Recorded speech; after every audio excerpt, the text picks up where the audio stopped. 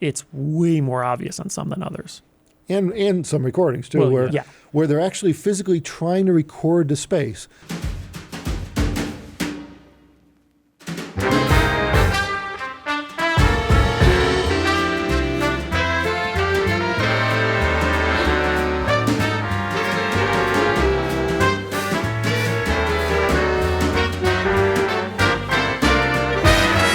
Happy Friday to everybody.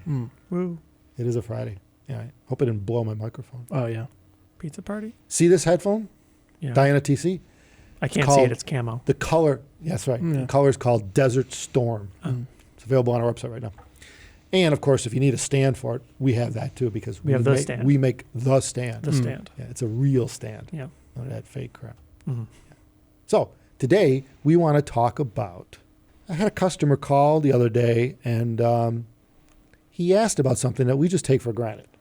He saw, we did a video not too long ago, a few videos back, on imaging and sound staging. I guess, I don't know if we were describing and defining what is an image and within a sound stage, what's a sound stage and all that, and what you're listening for. And he called to ask how he can hear that.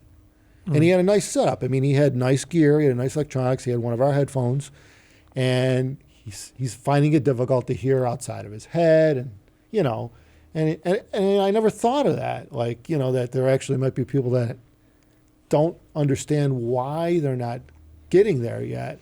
And we may not have an absolute solution, but we got suggestions. Yes. This is a fickle one, like many. And I think if you don't have the experience, it's very hard to understand the hows and the whys, what you need to do to figure it out. Getting the experience of actually having a system that other people say, wow, this does this really well, I think that's a great thing if it's possible.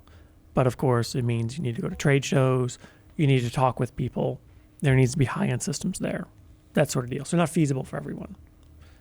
But beyond that, it is really doozy, because how do you know? Like, if you're not sensing it and you don't have the experience, where do you go from there? Yeah, I mean, you may think that imaging is simply limited to between your ears. Well, I mean, we've had some people say that. I don't hear outside my head. Right. And I'm thinking, well, that's too bad. I mean, you know, something's lacking there. It could be a number of things. Well, I mean, even it always comes down to this for some reason, but the music you're listening to, some music just sounds like that, you know? True. And other songs sound expansive, you know? Yeah, it's the way it's recorded. Yeah. You know, it's also the playback chain. I mean, it depends on how good it is, or depends. It doesn't have to be expensive, but, you know, your attention to detail. And if you, anyway, let's start from the beginning. Why would you not hear this? Why would you not hear this? And why do some people not hear that? The one theory is that because we're not doctors, and I don't even know if doctors know this. Maybe an audiologist, maybe. He really is good at reading in-depth white papers on his art. Might be aware of it. I don't know. But the theory is that it's the structure of some people's inner ear, or in the ear, their ear lends itself to not being good at picking up, or the brain interface to their ears aren't, you know, attuned to spatial information for whatever reason. I would speculate it's most likely a combination of factors that probably makes it more difficult for some to notice. Because in my experience, a lot of people that say they can't hear a thing or whatever, it's that they don't really understand what you're describing, how that conveys. Because, of course, it's just like describing color to someone. If you describe what color this is, how do you know they know what that means? It's very difficult to really get it across. Well, especially if they're colorblind and they've never been told they're colorblind. It's very difficult. Red might be blue to them. Right, but... or the opposite. That's the trouble, right? How do you really know? How do you convey complex things like this? It requires a complex vocabulary and really understanding by both parties of this vocabulary. That's the trouble. If you don't know what the words mean, it's very hard to really kind of grasp it. So people usually go off touchy-feely things, experience. They talk about like, oh, this feels warm or something. Well, what does that mean? Right. Well, it reminds me of Star Trek: The Next Generation, you know, where, you know, it's like Data asked, it's like, what does it feel like to be angry? He's like, I don't know, you're just angry. Yeah. It's like, that's not a definition. You can't really... Yeah, it's very difficult to describe. Emotions are hard to describe to somebody who who Has never has experienced never it, experienced yeah. an emotion. Yeah, Yeah. that would be very difficult. It would be very difficult. And it's kind of the same with listening, I guess, too. You know, it's like I remember back in the day. I mean, I think the biggest, and I think that's why head-fi meets, small meets in general, are always popular, because people get to share these ideas in person with each other. You know, one guy goes to the other. Hey, you hear how that is like out here? You're experiencing the You same know, thing and and other then guys, talking no, about it. yeah, right. And you're actually describing it at the same time. Right. You have visual cues. You have, you know, you could. There's an interaction going on.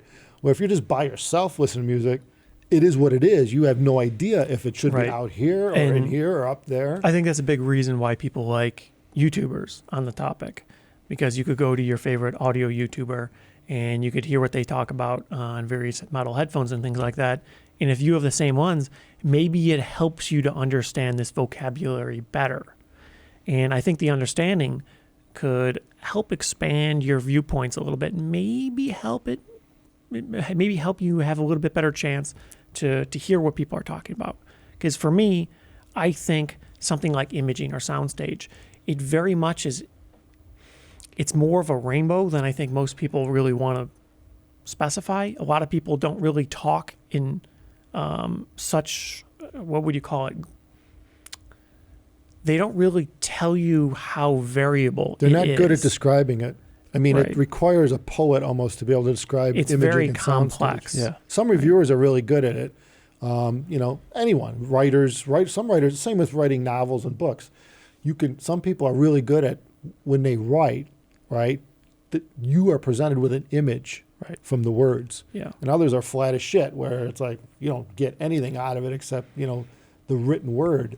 And so it's, Yeah, it's kind of like same kind of thing. It's like people that read books and they make a movie about it. It's like you've only read the words, but you never heard like names of people and stuff spoken out loud. It's like, oh, that's not how I would pronounce it or whatever. Yeah, And right. It's kind of like that. yeah, or anything, any of the subtleties between the sentences or within the words that you're not picking up on by just general reading. I mean, even the way you read, you think about it, the way you read a book, everyone's going to pick up something different from the same couple sentences. Yeah. You think about it, they'll pick something else out. They might even get different mental imagery. So I guess really you think about that, it's difficult. And I think, so basically, the one customer that called me, what I told him was, I said, you know, it may just be a matter of, I told him about the potential for the way his ears are, and the structure of the ear, and that's a theory. But the brain can make up for all kinds of things. Mm-hmm. And I said, you know, maybe it's just a matter of training yourself to hear this. And I said, I'll send you some links. And one of the links was to go to our ultimate headphone test video that we made Yeah. a We'll year or link it two up ago. here. Yeah, DMS made it actually for us. Yeah, we'll link it in here. And it's good. I mean, it's probably got 175,000 views. It's a busy video, and for us. But the point is that everyone likes to watch it with their head. You wear your headphones, and you watch it. And then instruments are presented in space with a binaural head, a head with a microphone on either ear, sitting there as if you were sitting there. The head mimics you listening in a room.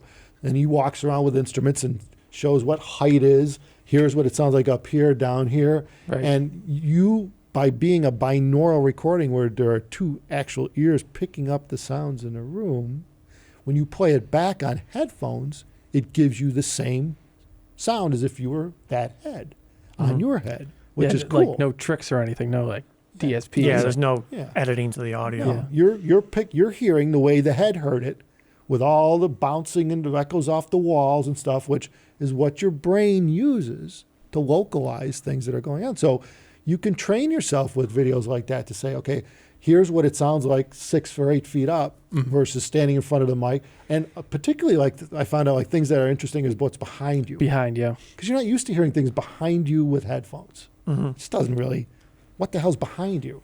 You know? I think enough things like that through your audio chain, your headphones, the whole deal, it'll help bypass some of the issues. Because it could very well be it's something in your senses that's not allowing you to notice this nuance, because the way the headphones feel, the environment you're in when you're listening to them, whatever, right?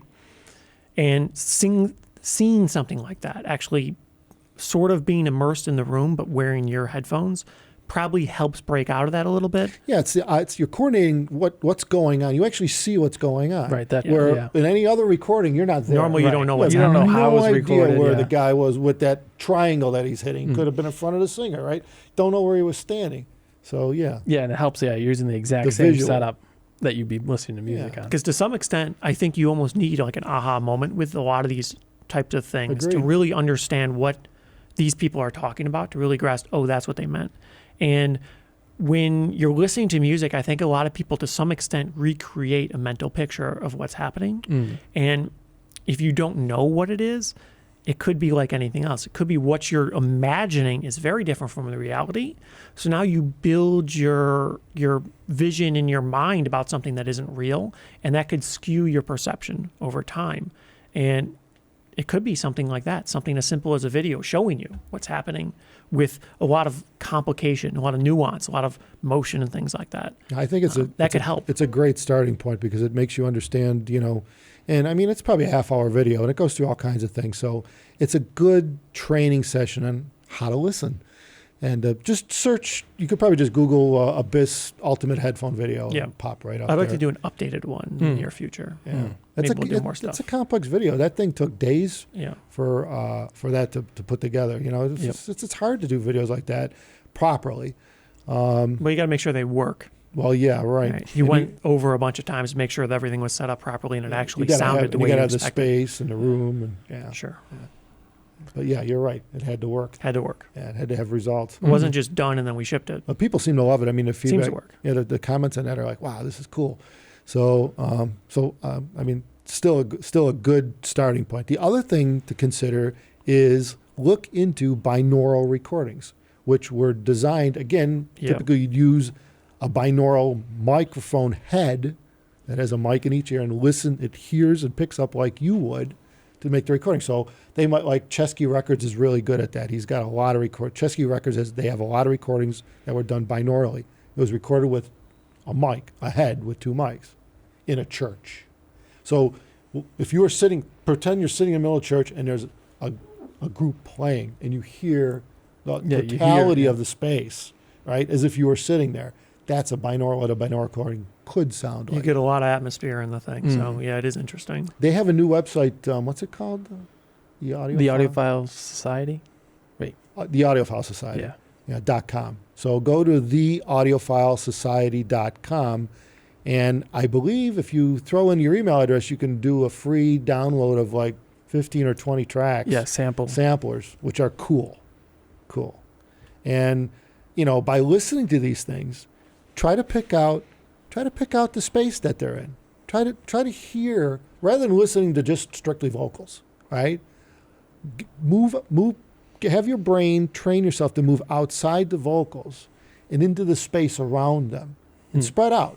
Then try to hear the space between the vocals and the drummer or some other one in the band. Yeah, it could be something as simple. Images. You're just too focused on one thing. Yeah, So right. you gotta take a step back. Sometimes that's the reality because there's no doubt there's cheap setups that could do imaging pretty well, but it could be there's a lot of issues with some portions of the frequency response that kind of make it so it's harder to notice because there's other things that you're noticing more. Things stand out and they take your attention. Right, so that's part of the issue. And they're designed to do that. Yeah. They made a recording on Potentially. purpose. Like a lot of, female recorders, a lot of vocalists who have good voice, they tend to bump them up a notch in terms of volume.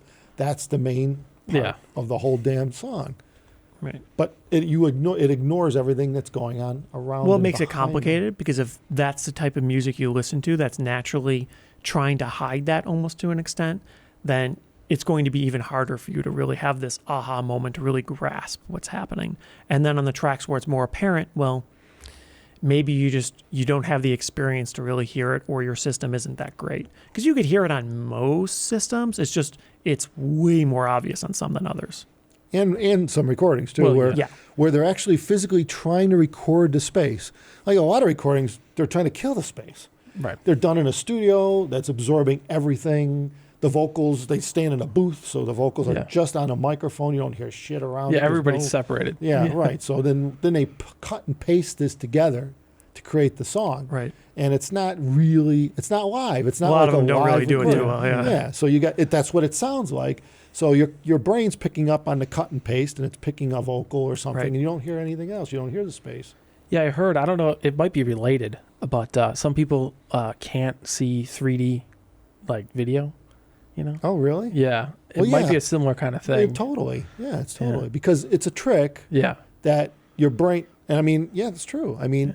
And, I bet you any money if you look back on it, it might have been someone who had lazy eye when they were younger. Something, yeah. And they don't remember, where they actually had to train their brain to move. Because you know how the brain is? The brain will pick an eye that works, right? It Right. doesn't care. Right. And if you cover one eye, you can still see. If you open the other one, you could still see. Yeah. And I've caught Tends to myself. be true. Sometimes it's weird where you can actually do this. And like I could do this. I'm looking at the camera right now. And it doesn't matter to me. I still see this. Yeah, My right. brain's still seeing exactly the same image what I covers because it's saying, all right, I'm not going to use this eye. Right. Because Right. obviously there's something wrong with it. And it's the Yeah. same with ears. Yeah, it too. happens. Like I have contacts, and if you lose a contact, Yeah. so one eye you can see fine, the other one can't. You still see normally until you cover your good eye. Then you're like, oh man, this looks terrible. Yeah. But yeah, you don't really notice. The brain will key Yeah. in on what is working for Yeah. you. And hearing's probably the same thing, except who the hell does that? Presumably. Yeah. Yeah. You know, I mean, you cover one ear, you still hear the other one, and if you turn your head, like a lot of people have hearing damage in one ear or no hearing at all, and they can still pick out imaging, but they tend to have to turn their head so the good Right. ear faces the image, the sound. I should say soundstage. Mhm. The good ear faces the soundstage. You also have to have a system that's really throwing out some low-level detail, really fine detail, that gives you the spatial cues that your brain uses to pick up from one ear. So that's the beauty. I think that's where this whole thing is coming with. You train yourself to hear that way, is the brain will adjust and adapt to however you teach it, That's a pro and con, though, right? Mhm. Because if you're giving it wrong information, it's going to be a That's struggle. what it keys in on. Yeah. Yeah. I mean, clearly it's a little different because like with vision, you're seeing 3D vision all the time in their day to day, but with like 3D video, you're getting tricked. So clearly it's not Yeah. the same thing. But Audio has tricks too. I had some recordings out. All of a sudden, the shit's happening on the right side of the room or the left side of the room. Mm. There's not many that do that. They play No. with phase, and like it actually will throw the image way outside the range of the speakers and way over to Yeah. one side and throw. And I mean, it's typical. yeah, More in movies than music. You don't really get that too much in music anymore. But I mean, in movies they try to do that to you. They want shit to be flying around the room, Mm. especially if you have multiple speakers. Well, yeah. Or you're trying to dumb down a Dolby, multi-channel recording into two, Mm. and it's trying to fake it a little bit. You remember the old school processors? They used to do that. They used to be fake. Oh, they were Oh, yeah. terrible. Yeah, they were pretty brutal. Yeah. I don't even know what they were thinking with that Yeah, stuff. it was just like echoes, basically. Yeah, right. Yeah. Didn't do anything. Yeah. It's kind of like turning the little like trail on your mouse on. Yes. It's like Although that. that's actually kind of fun. No, it's not fun. You Yeah, should do fun. it. Everyone should do Mm-mm. that. Is that still an option? Still an option, right? I think so. Yeah, I think it's in like accessibility or something. Does it cause people to go into convulsions? It just looks like your monitor's frozen and it's Yeah. really slow. Yeah. Mm-hmm.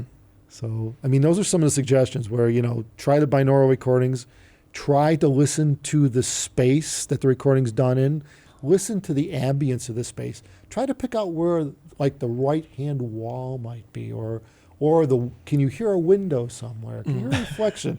I mean, some of the Sometimes stuff, you could hear these you'd be things. Yeah. surprised. I mean, you hear the height of a church, like the ceiling, like, because people have been in churches before, right? I mean, most people have. And if they're big structures with 30, 40, 50-foot high ceilings, you know what it sounds like just from even just someone talking in there. Right. So it's a very different space. So try to pay attention to space. I think that'll help a lot with understanding what the space is that the recording was in, or at least what the recording's trying to convey to you, And so, yeah, the audiophilesociety.com.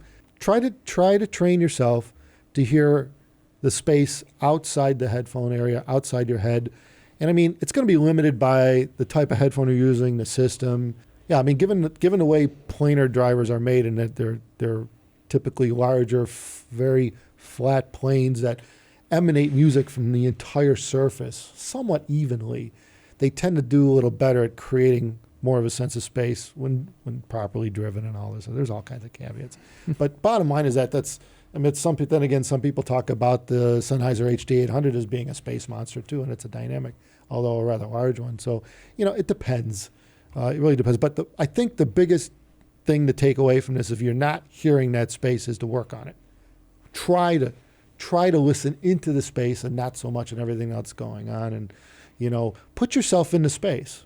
Mentally put yourself in the space, right? And then You got to be in the right position for that, right? You got to be relaxed and comfortable and stuff. That's helpful too. yeah, If you're the kind of person that you dedicate 5 minutes to listening, it's kind of hard to be in the right position for that. have a beer or two, There you go. glass of wine, whatever floats your boat. Yeah. Relax. And maybe use the community as a little guideline too. Yeah. Find albums and songs that other people recommend.